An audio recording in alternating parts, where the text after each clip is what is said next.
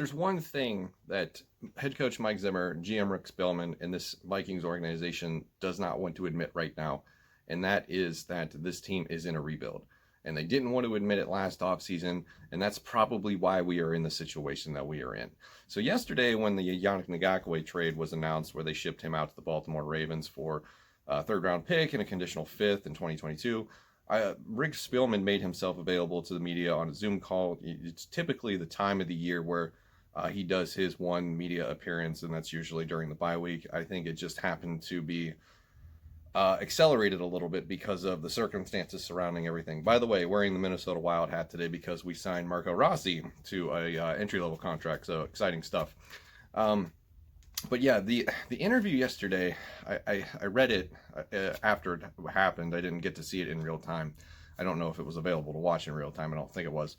But after I saw the reports and some of the write-ups, the quotes from Rick Spielman kind of just left something in me that was just like, man, this guy doesn't know what he wants to do.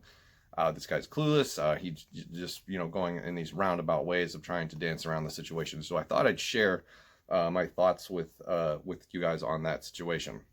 So the first quote that he said kind of stood out to me because he said, quote, "Part of my responsibility overseeing the football operation is to not only look at the short-term goals, but the long-term goals as well." This, when he says this, he's speaking about the Ngakoue trade. This was an opportunity that I felt would accomplish both the short-term and long-term goals as we move forward. So my criticism to that is that you absolutely did not consider the long-term goals of this team when you signed Kirk Cousins to that extension back in spring, because it did one of two things. One, it tied you to the hip with Kirk Cousins, despite how poorly or good he might play. And you sort of punted the 2021 and 2022 seasons with any sort of ability to add to or, bring in good talent to this team by free agency, giving him all of that damn guaranteed money. So, yes, I understand the short-term goal was to extend him now so that you could free up capital to sign Michael Pierce, which is kind of silly because nobody really expected him to take off. And then he opts out, and so that plan didn't work.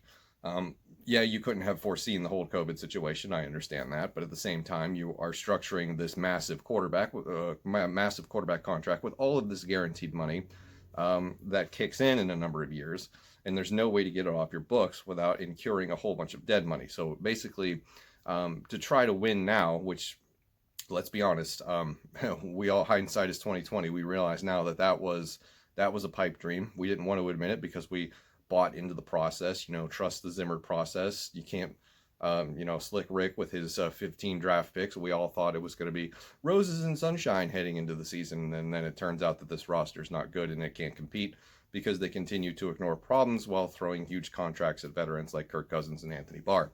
So that part kind of, stood out to me. It's like you're kind of admitting that you screwed up without actually saying it, just sort of a subtle jab at himself, if you will. I understand that's not the intent there, but that's kind of the way that I took it.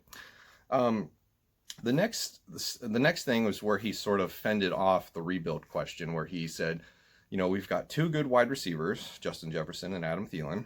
We have an emerging playmaker at tight end, referencing Irv Smith Jr., which, by the way, why did it take this long for him to get involved? He's been on this roster for a year and a half. And you're just now, after the media asks you why isn't he, involved in the offense more, you're like, oh, yeah, we're definitely looking at ways to get him involved. And then he has two pretty good games where he's involved, the most that he's ever been. I don't get it. I think I'm slowly starting to figure out that this coaching staff is not a good evaluator of talent. Given the fact that some of the players that have left this team, Mike Remmers, Xavier Rhodes, and Stephon Diggs, are doing very well in their new homes. But he continued on to say, we've got two good wide receivers, Jefferson, Thielen. We've got an emerging playmaker at tight end, Irv Smith Jr., and we have Dalvin Cook, who's one of the better running backs in the league. And, after, summarizing the core pieces that he really likes, he said, quote, "I don't know if you would call that a rebuild or not." Now, my answer to that is, yes, you can call it a rebuild. Most of your key critical positions on this team are garbage. The offensive line is one of the worst in the league. The defensive line, now that Yannick Ngakoue is gone and Danielle Hunter is out for the year, is one of the worst in the league. Without Anthony Barr, we have, still pretty good linebackers with Eric Kendricks and Eric Wilson, but that contract that Anthony Barr has is pretty tough. The secondary, not counting Harrison Smith and Anthony Harris, is one of the worst in the league. These cornerbacks are very young, very inexperienced.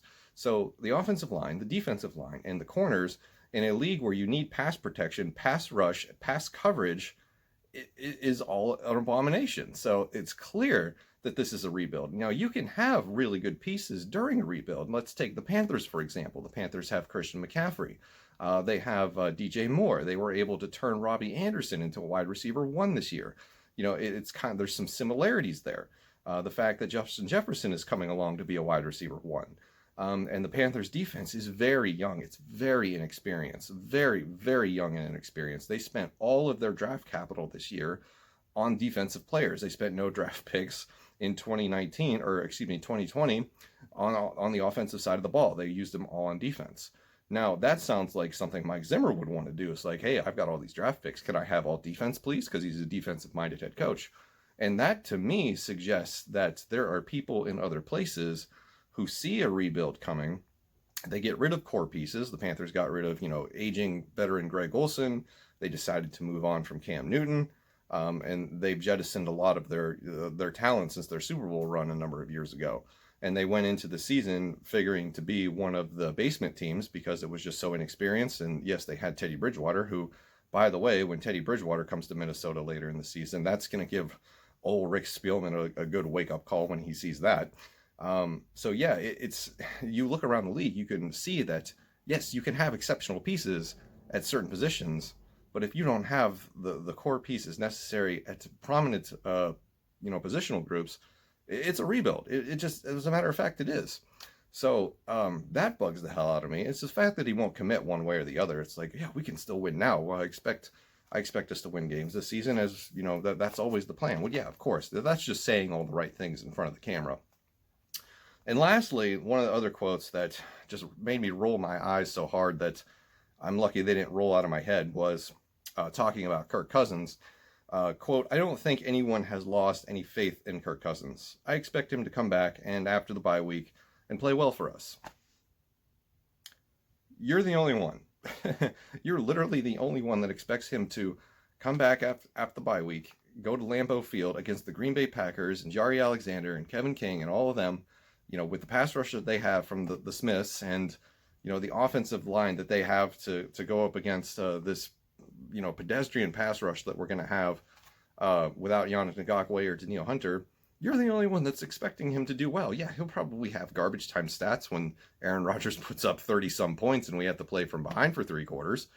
But, I mean, let's be realistic. We've seen the best of Kirk Cousins we're ever going to see. He's been in the league for 9 years. Nothing's going to change. You can put all the pieces you want around him, which you've failed to do since he's been here, and he's not going to get better. He doesn't elevate the talent around him. He's just basically holding this team down. And you're married to the hip at him now because you gave him that awful contract extension. So that is sort of my reaction to Rick Spielman's media availability post Yannick Ngakoue trade. I haven't called really for firing Rick Spielman yet. I've done a number of videos this week where I've demanded dramatic change from this organization, but that hasn't been one of them yet. And I don't know why I haven't, but I guess I'm creeping closer to getting to that conclusion, especially after this press conference, if you will.